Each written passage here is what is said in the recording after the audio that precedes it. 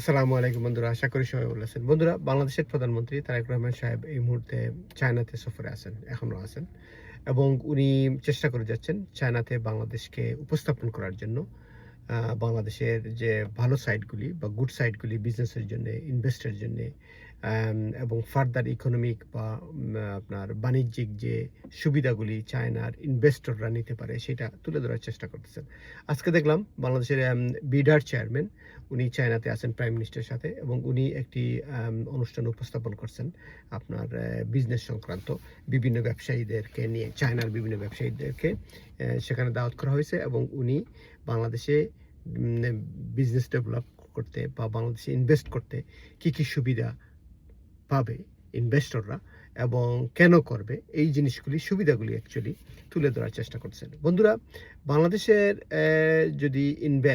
যদি বলি বা ফরেন ইনভেস্ট বলি, তাহলে চায়না, বর্তমান পৃথিবীতে চায়নাই হচ্ছে একমাত্র দেশ যে কিনা বাংলাদেশে মন খুলে বা দিল খুলে ইনভেস্ট করতে পারে।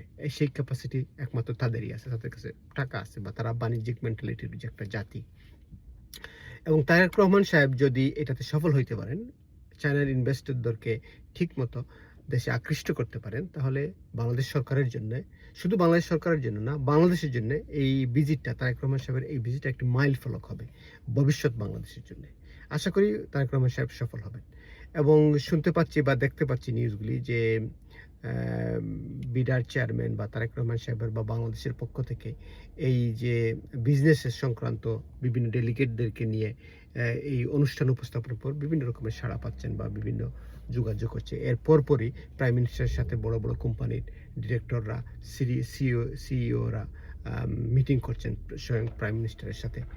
তো আশা করি এটা একটি মাইল ফলক হবে এবং দেশের জন্য, দেশের ভবিষ্যৎ অর্থনীতির জন্য। কারণ একটা কথা মনে রাখতে হবে, আপনার দেশ যত ভালো হোক, যত মহৎ হোক, যতই সাধু হোক, তাতে কিছু যায় আসে না। আপনার টাকা থাকতে হবে, অর্থনীতি শক্ত হইতে হবে।